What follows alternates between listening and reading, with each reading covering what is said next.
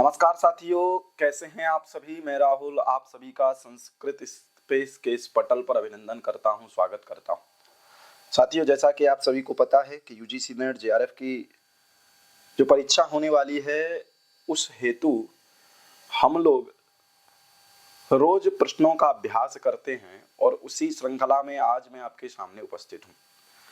और आज हम लोग जो देखेंगे दर्शन से संबंधित प्रश्न देखेंगे और दर्शन में भी जो नास्तिक दर्शन धारा है जिसमें आपका चार्वाक दर्शन है, जैन दर्शन है, बौद्ध दर्शन है, इन तीनों दर्शन से संबंधित क्या क्या प्रश्न हो सकते हैं और उन प्रश्नों के क्या आंसर हो सकते हैं और कहाँ से प्रश्न पूछे जा सकते हैं और क्या आपको तैयार करना चाहिए इन दर्शन से, उस चीज पर आज हम बात करने वाले हैं। ठीक है, तो चलते हैं हम लोग सीधे प्रश्न पर।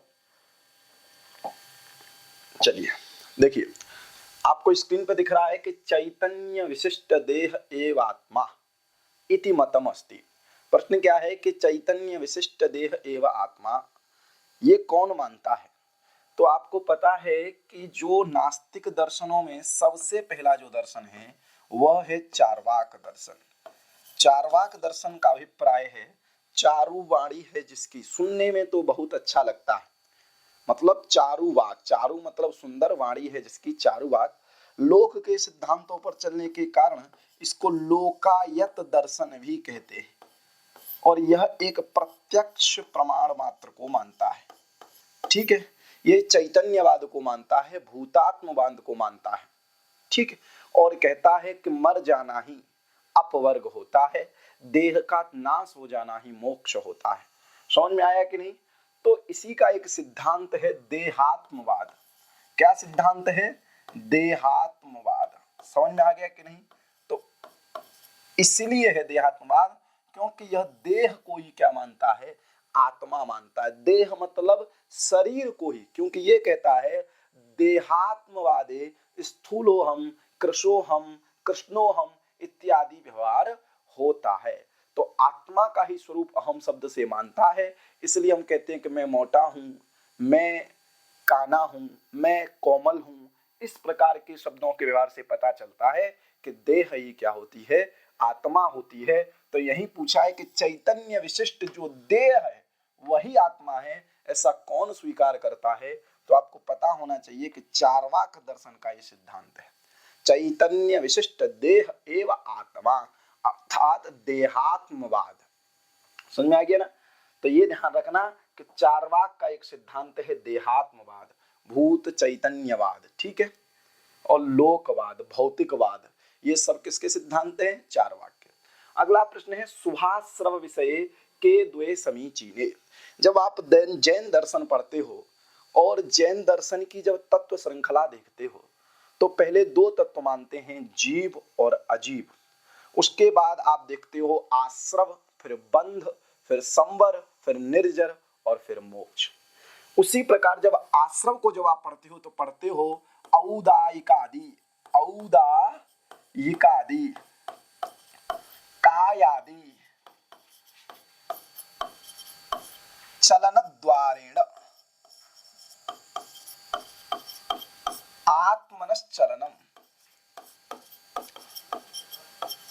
आत्मनश्चलनम, योग पद वेदनीयम, योग पद वेदनीयम। कौन होता है ये? आश्रव। समझ में आ गया? योग पद वेदनीयम आश्रव। हम पढ़ते हैं कि औदायिकादि कायादि चलन द्वारेण आत्मनश्चलनम योग पद वेदनीयम आश्रव। योग पद से जो कहा जाता है वो कौन कहा जाता है? आश्रव कहा जाता है।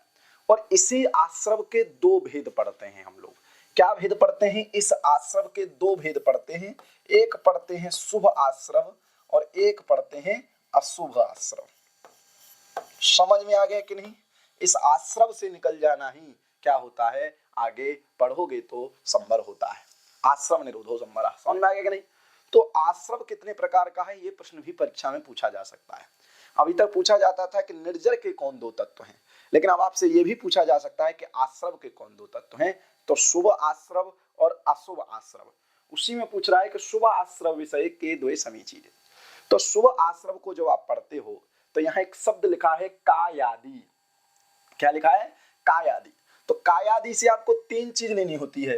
एक क्या लेना है आपको, एक लेना है काय योग, क्या लेना है, काय योग, एक लेना है मनोयोग और एक लेना है वाग योग।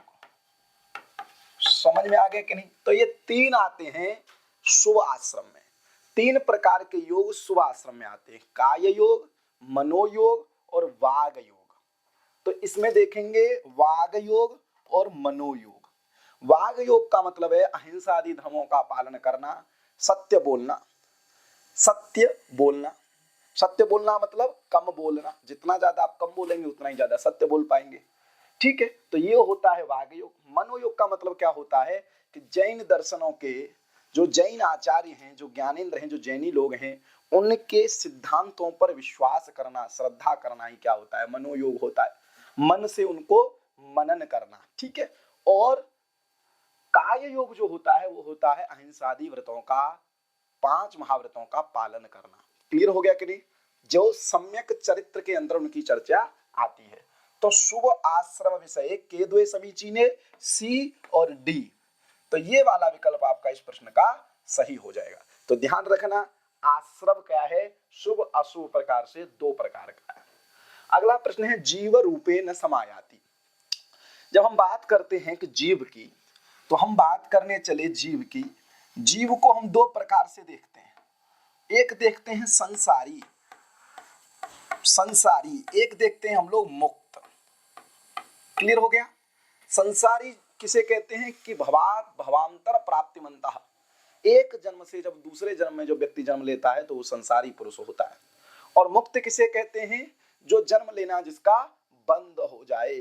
ठीक है, तो संसारी, अब मुक्त तो मुक्त हो गया, वो तो दोबारा जीवन में आएगा नहीं, लेकिन ये संसारी जीव दो प्रकार का हो जाएगा, एक हो जाएगा समनस्क और एक हो जाएगा अमनस्क। समनस्क पंचेंद्रिय वाले होते हैं, अमनस्क जीव जो होता है वो दो प्रकार का होता है, एक होता है त्रस, एक होता है स्थावर।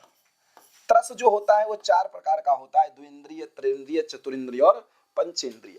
वहीं पूछ लिया कि जीव का जो रूप होता है, जीव का भेद नहीं पूछा, प्रकार नहीं पूछा, रूप पूछ लिया। तो जीव का रूप कितने प्रकार का होता है ये भी पूछ सकता है, रूप की बात कर रहा हूं, कौन कौन सा होता है ये भी पूछा जा सकता है।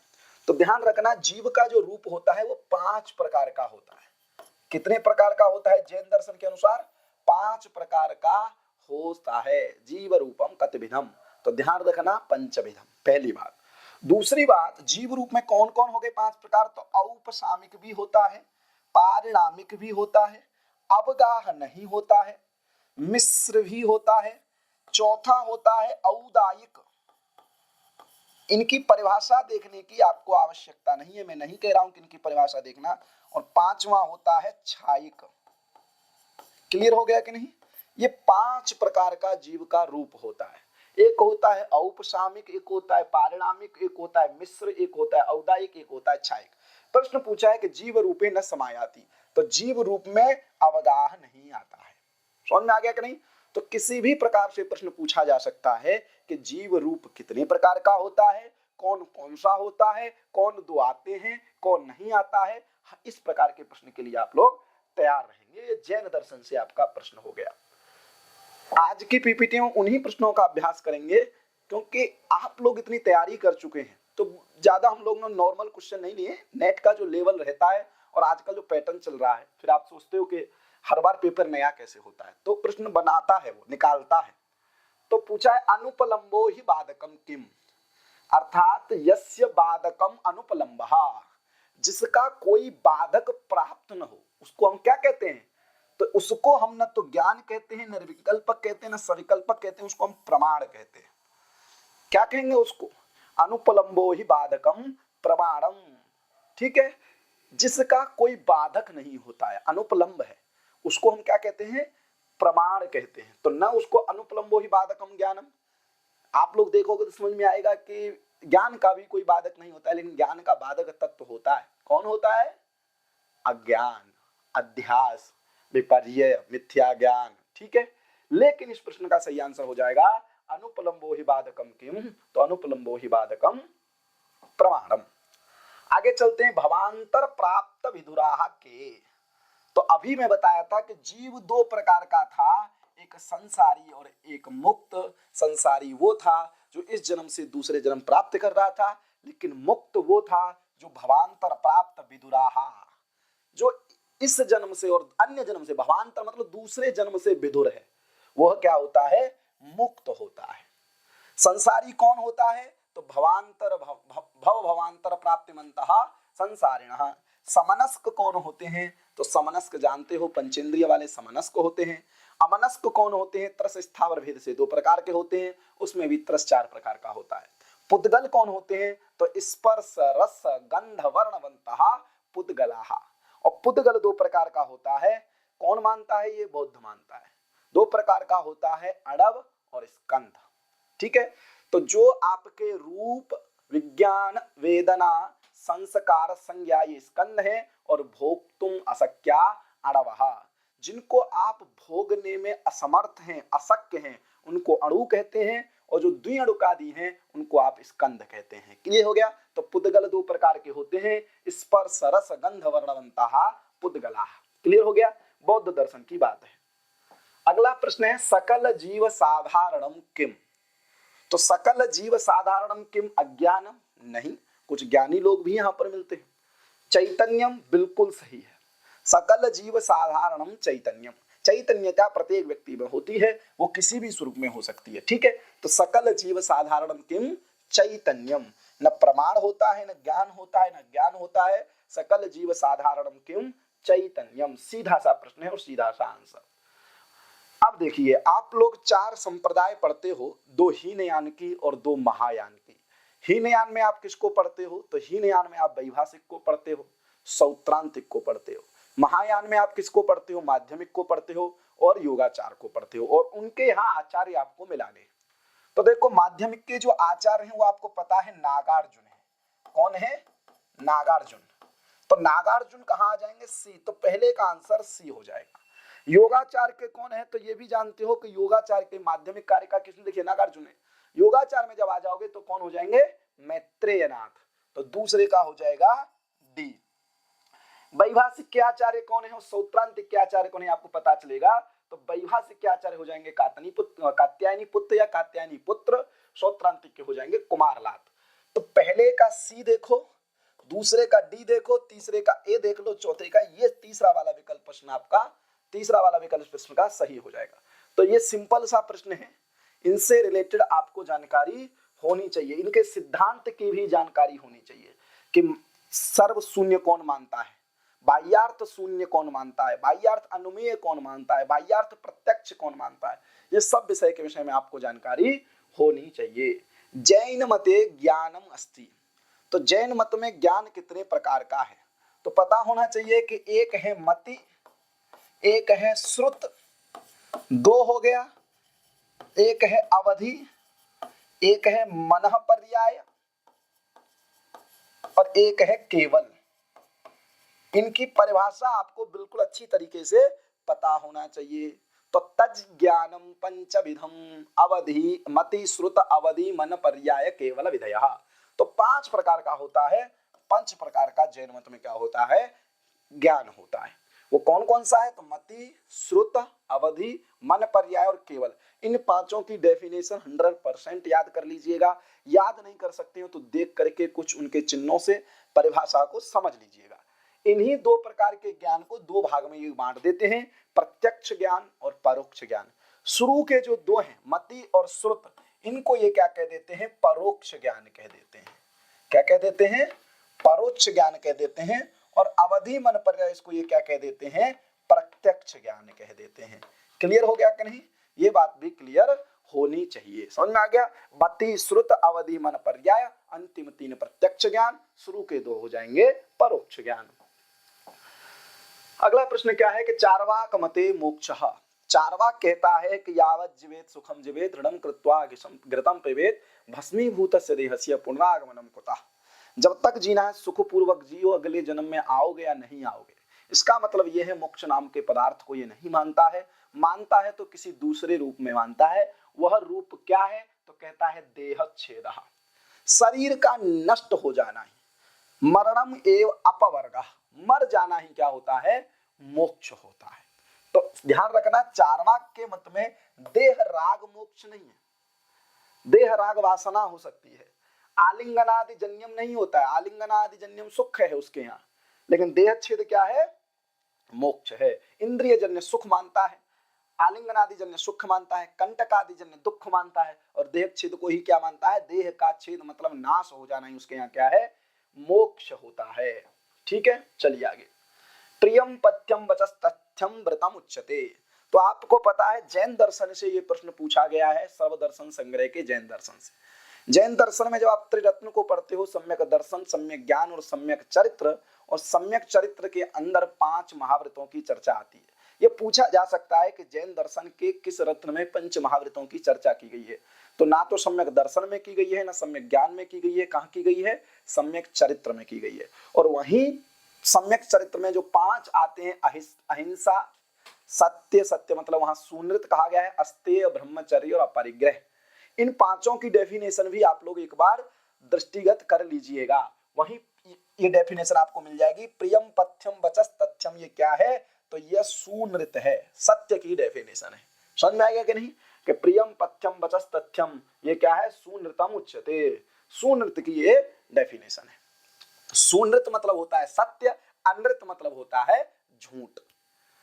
अमनस्काहा द्विधा, अमनस्क 2 है, कौन कौन है, तो ध्यान रखना, संसारी और मुक्त ये तो हो जाएंगे, जीव ये बार बार बता चुका हूं आपको। ठीक है, अब त्रस और स्थावर ये 2 भेद किसके होते हैं, अमनस्काहा द्विधा त्रस स्थावर भेदात। तो ए और डी ये वाला विकल्प इस प्रश्न का क्या हो जाएगा, सही हो जाएगा। ये भी बहुत सरल प्रश्न है, ज्यादा चर्चा नहीं करनी चाहिए, हमको अभ्यास करना है। समुदायो दुख कारणम, आपको पता है बौद्ध मत में 4 आर्य सत्य हैं। 4 क्या है, आर्य सत्य। एक है दुख, दूसरा है दुख का समुदाय, तीसरा है दुख का निरोध, और चौथा है दुख का मार्ग। तो दुख दुख समुदाय, दुख निरोध, दुख मार्ग, ये 4 आर्य सत्य हैं। अब जिसमें जब समुदाय की बात आती है तो सीधे कहा गया है समुदायो दुख कारणम, दुख का जो कारण होता है वह क्या है, समुदाय है। तो दुख कारणम समुदाय, वो 2 प्रकार का होता है। कौन कौन सा होता है, तो एक प्रत्ययोपनिबंधन और एक हेतुपनिबंधन। ये पूछा जा सकता है कि बौद्ध मते समुदाय कतिविधम, बौद्ध मत में समुदाय कितने प्रकार का है। वो बौद्ध मत का समुदाय कौन सा वाला है, तो 4 जो आर्य सत्य है उसमें जो दूसरा आर्य सत्य है समुदाय, पहला हो गया दुख, दूसरा हो गया समुदाय, तीसरा हो गया निरोध और चौथा हो गया मार्ग। उसमें जो दूसरा है समुदाय नाम का, उसकी डेफिनेशन है।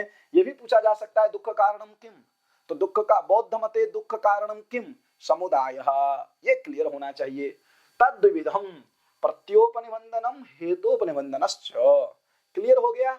तो बी और सी इस विकल्प का सही हो जाएगा। ठीक है, इस प्रकार के प्रश्न भी आपको मिलते जुलते हैं। ज्ञानोपनिबंधन भी आप लगा सकते हो, तत्वोपनिबंधन भी लगा सकते हो, लेकिन क्लियर कर लीजिएगा कि 2 प्रकार का समुदाय होता है, एक होता है हेतुपनिबंधन और एक होता है प्रत्योपनिबंधन।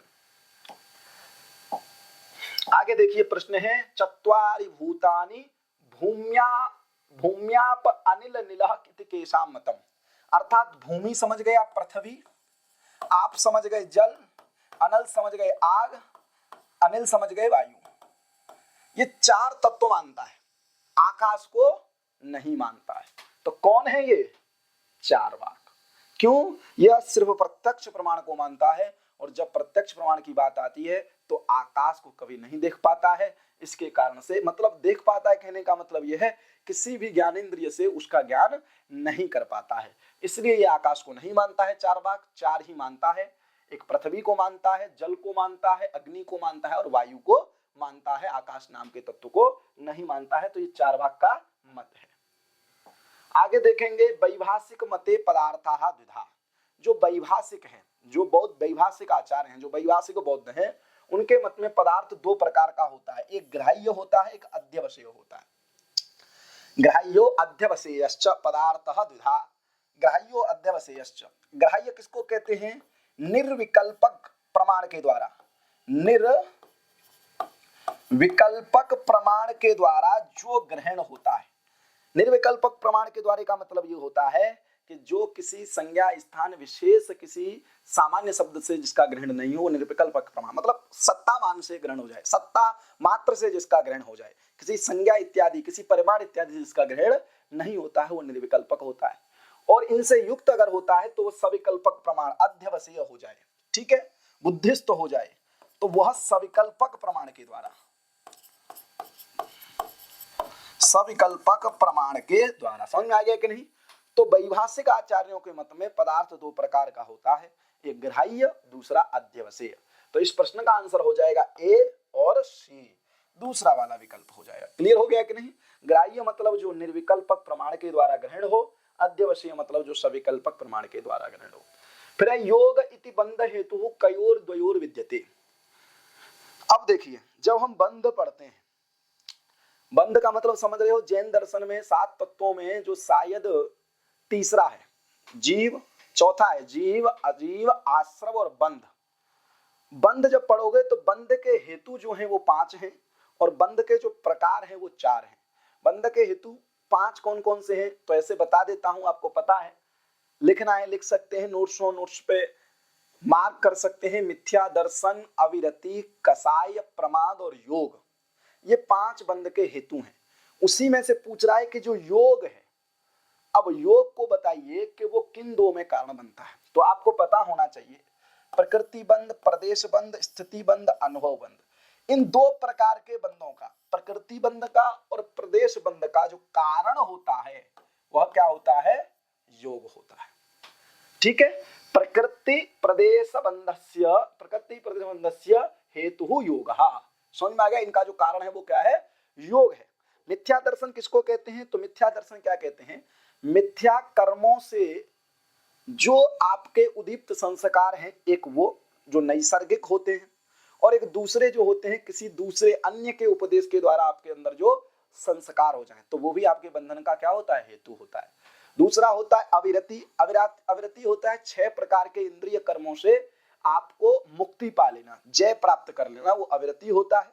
मिथ्या दर्शन हो गया, अविरति हो गया। प्रमाद जानते ही हो आप, जो क्रोध, मद, मोह, मात्सर्य ये सब दोष हैं, पंच क्लेश हैं, उनसे ऊपर उठ जाना। उसके बाद कषाय और उसके बाद आ जाता है योग। योग मतलब प्रकृति बंध और प्रदेश बंध, इन दोनों में जो कारण हो जाए वो क्या हो जाएगा? योग हो जाएगा। तो इस प्रकार का प्रश्न भी परीक्षा में देखा नहीं गया है, देखा जा सकता है, तो ये वाला विकल्प इस प्रश्न का सही हो जाएगा। आगे चलते हैं कि चित्र चैत्रात्मक स्कंद कतिविधः। तो सीधा लिखा है वहां पर, बौद्ध मत की बात है। स्पर्श रस गंध वर्णवंतः पुद्गलाः ते च द्विधाः, वो 2 प्रकार के होते हैं, अणवः स्कंधाश्च। अणव कौन सा होता है? तो भोक्तुम अशक्याः अणवः और द्विअणिकादयः स्कंदाः। और वह स्कंद कितने प्रकार का होता है? 5 प्रकार का होता है। दुखम संसारिणः स्कंदाः ते च पंच प्रकीर्तिताः विज्ञान वेदना संज्ञा संस्कार रूपमेव च। तो 5 प्रकार का स्कंद होता है। कौन कौन सा? विज्ञान स्कंद, वेदना स्कंद, ठीक है, रूप, संस्कार और संज्ञा, ये 5 प्रकार का स्कंद होता है। तो लिखा है चित्र चैत्रात्मक स्कंद कतिविधः पंचविधः। तो समझ में आ गया कितने प्रकार का? ये भी पूछा जा सकता है कि इनको क्रम से लगाइए, ये भी पूछा जा सकता है कि कौन 2 है कौन नहीं है। तो हर प्रकार से तोड़ मरोड़ के इस प्रश्न को आपको आना चाहिए। आगे देखिए, आगे है निर्जर तत्व द्विधा। तो हमेशा पूछा जाता है ये प्रश्न को ध्यान रखना, चाहे यथा काल कहिए, चाहे यथा क्रमिक कहिए, चाहे औपक्रमिक कहिए, ये दोनों इसके भेद हो जाएंगे। ये नहीं है, ये जीव का रूप है। क्लियर हो गया? ये भी नहीं है। ठीक है, ए और डी, ये वाला प्रश्न है। इस प्रश्न पर ज्यादा बात इसलिए नहीं करेंगे, ये बहुत बार परीक्षा में पूछा गया है। आगे है सुख दुखादि प्रत्यय प्रवाह अस्ति। अभी मैं स्कंदों की बात किया था कि स्कंद 5 प्रकार के होते हैं। पहला स्कंद कौन सा था? तो प्रकृति, ठीक है, नहीं, विज्ञान, फिर वेदना, फिर रूप, फिर संज्ञा और फिर संस्कार। तो पहले हम जब विज्ञान स्कंद की बात करते हैं तो विज्ञान स्कंद आपको पता है कि 2 प्रकार के विज्ञान बौद्ध मानता है, आलय विज्ञान और प्रवृत्ति विज्ञान। इन दोनों से रिलेटेड जो प्रवाह होता है उसको विज्ञान स्कंद कहते हैं। ठीक है, उसके बाद आता है आपका वेदना स्कंद। तो वेदना स्कंद का यही लक्षण है, सुख दुखादि प्रवाह। आपको वेदना किससे होती है? सुख और दुख रूपी प्रवाह जो आपके शरीर के अंदर चलता है वह क्या होता है, वेदना स्कंद होता है। संज्ञा स्कंद किसे कहते हैं, तो गौर इत्यादि उल्लेख संबित प्रवाह संज्ञा स्कंध। गौ इत्यादि शब्दों से जो आधुनिक संकेत रूप में जो व्यवहार किया जाता है वह आपका संज्ञा स्कंध है। रूप स्कंद क्या है, तो रूप स्कंद भी आप जानते हो, कौन सा, जो आपके आकार दे, इदमाकार अहमाकार इत्यादि जो रूप दे देते हो। और विज्ञान स्कंद आलय विज्ञान इत्यादि हो गया, ये बात आप लोग जान लीजिएगा, ठीक है। इसके बाद एक स्कंद अवस्था है संस्कार स्कंद। तो संस्कार स्कंद में कौन कौन आ जाते हैं, तो पंचक्लेश, उपक्लेश, धर्माधर्म इत्यादि जो आ जाते हैं वह सब संस्कार स्कंद होता है, ठीक है। तो ये प्रश्न पूछा जा सकता है कि सुख दुख आदि प्रत्यय प्रवाह अस्ति, तो ये क्या है, वेदना स्कंद है। अब प्रश्न है, नीचे दिए गए युग्मों पर विचार कीजिए। विचार करना है और नीचे दिया है उपर्युक्त कथनेषु सम्यक नास्ति। आपको ये 4 कथन दिए गए हैं और 4 कथनों में से देखना है कौन सा कथन सम्यक नहीं है। सरल प्रश्न है। सम्यक दर्शन ज्ञान चरित्राणि जैन दर्शने मोक्ष मार्गाणि, मोक्ष मार्गाणि, ठीक है। तो ये बिल्कुल सही है कि सम्यक दर्शन ज्ञान चाहिए मोक्ष मार्गाणि होता है, ठीक है। ये तीनों सम्यक दर्शन और ये तीनों मिलकर के मोक्ष मार्ग होते हैं। ऐसा नहीं आप सम्यक दर्शन में महारत हासिल कर लिए हो, सम्यक ज्ञान किसी बात, सम्यक चरित्र में आप महारत हासिल कर लिए हो तो आपको मोक्ष मिल जाएगा, नहीं, ठीक है। ये ध्यान रखना, ये तीनों ही क्या होते हैं, मोक्ष मार्ग होते हैं मिल करके। ये भी बिल्कुल सही है। जैन दर्शने आश्रव निरोधः निर्जर तत्वेन भवति, तो बिल्कुल गलत है। आश्रव का निरोध किससे होता है, तो आश्रव का निरोध संबर नाम के तत्व से होता है, ठीक है। आश्रवः स्रोतसः संविनोति इति संबरः, ठीक है। तो ये पहला बी वाला गलत हो गया। जैन दर्शने सिद्धांतः प्रतीत्य समुत्पाद, नहीं, बौद्ध दर्शन का सिद्धांत है प्रतीत्य समुत्पाद, तो ये भी गलत हो गया। 2 गलत हो गए, बी और सी, ठीक है। परमागम सार इत्यस्य रचनाकार उमा स्वाति, ये भी गलत है। तत्वार्थादिगम सूत्र के रचनाकार हैं उमा स्वाति और परमागम सार के जो रचनाकार हैं वो है कुंद कुंदाचार्य, ठीक है। तो ये बात आपको ध्यान रखनी है, बी सी डी तीनों विकल्प आपके क्या हो गए, गलत हो गए, ठीक है। तो ध्यान रखिएगा, सम्यक दर्शन ज्ञान चरित्र जैन दर्शन में मोक्ष मार्ग माने गए, यही विकल्प आपका सही है और शेष विकल्प क्या है इसके गलत है। तो बहुत ही सरल प्रश्न था, बस आपको आसानी से धैर्य पूर्वक पढ़ना है। फिर वही है, अधोलिखित कथनों पर विचार करना है और सम्यक अस्ति। अब पूछ लिया है कौन सा सही है, तो बौद्ध मते अर्थ क्रिया कारित्वम सत्वम विद्यते। तो बौद्ध के मत में जब सत्व की परिभाषा पढ़ते हो तो यही परिभाषा है अर्थ क्रिया कारित्वम सत्वम, तो ये बिल्कुल सही है। फिर है कार्यलिंगकम अनुमानम इति बौद्ध मते, ये भी बिल्कुल सही है। अनुमान का लक्षण कौन करता है, तो कार्यलिंगकम अनुमानम, ये कौन कहता है, बौद्ध कहते हैं। फिर है साधन व्यापकत्वे सति साध्य समव्याप्ति तथागताः, तथागताः का मतलब क्या है, बौद्धाः। तो आपको पता है कि व्याप्ति का जब खंडन करने चलते हैं चार्वाक तो इस लक्षण को बनाते हैं, साधन व्यापकत्वे सति साध्य समव्याप्ति तथागता नहीं चार्वाकाः, चार्वाक अनुयायिनः, तो चार्वाक का मत है, तो ये आपका क्या हो जाएगा, गलत हो जाएगा। हीनयान मध्ये वैभाषिकाः माध्यमिकाश्च आयन्ति, तो ये भी गलत है, क्योंकि हीनयान में वैभाषिक तो आता है लेकिन माध्यमिक नहीं आता है। कौन आता है वैभाषिक के साथ, सौत्रांतिक आता है, समझे कि नहीं। माध्यमिक के साथ कौन आता है, योगाचार, और किसमें आता है, महायान में। क्लियर हो गया कि नहीं। तो सी और डी गलत हो जाएंगे, सम्यक पूछा है, ए भी सही हो जाएगा। क्लियर हो गया कि नहीं। अगर यहाँ नास्ति पूछता तो सी डी सही हो जाता, सम्यक पूछा है तो क्या हो जाएगा, ए भी हो जाएगा। अगला प्रश्न देखते हैं। अगला प्रश्न है पंचेन्द्रियाणि शब्दाद्या विषयाः पंच मानसम धर्मायतनम एतानि द्वादश आयतानि तु, ये किसका है, तो द्वादश आयतन कौन मानता है, तो द्वादश आयतन मानता है बौद्ध। किस किस को मानता है, तो पंच ज्ञानेन्द्रिय, पंच कर्मेंद्रिय, मन और बुद्धि, तो ये द्वादश आयतन होते हैं। पंचेन्द्रियाणि, पंचेन्द्रियान हो गए, और शब्दादि विषय, इससे ये किसको कह रहा है, ये कह रहा है शब्दादि विषयों से कर्मेंद्रियों को, ठीक है, क्योंकि वो इंद्रियों के विषय जो होते हैं वो कर्म में चले जाते हैं। और मानसम मन, धर्मायतनम, धर्म का जो आयतन, आयतन मतलब निवास स्थान, धर्म का निवास स्थान कौन होती है, अर्थ प्रकाशिका बुद्धि, तो एक बुद्धि, ये क्या होते हैं, द्वादश आयतन होते हैं। तो ये कौन मानता है, बौद्ध मानता है। तो द्वादश आयतन कौन स्वीकार करता है, बौद्ध। क्लियर हो गया। फिर कह रहा है विचारयतु, विचार करिए और बताइए कि इनमें कौन सम्यक नहीं है। कौन ठीक नहीं है? तो मिथ्या दर्शन अविरति प्रमाद कसाय योगा बंध हेतवः। बिल्कुल सही है। अभी बताया था कि 5 प्रकार के बंध हेतु होते हैं, मिथ्या दर्शन, अविरति, प्रमाद, कसाय और योग। तो ये, और इसमें मिथ्या दर्शन जो होता है वह 2 प्रकार का होता है, ठीक है। एक होता है नैसर्गिक और एक होता है परोपदेशज, दूसरे के उपदेश से उत्पन्न। आप मिथ्या दर्शन कर लें, मतलब झूठी चीजों को दूसरे को, जैन दर्शन में इसको कहने का मतलब ये है कि किसी दूसरे धर्म के लोग ने आपसे कह दिया कि जैन दर्शन खराब है और आपने विश्वास कर लिया, ऐसा नहीं है। और एक होता है नैसर्गिक, कि आपके अंदर ही विकार आने लगे, मिथ्या दर्शन लगे कि ये ठीक नहीं है, ऐसा आपको नहीं करना है, ठीक है। ये सम्यक श्रद्धा के अंदर की बात है। चले आगे।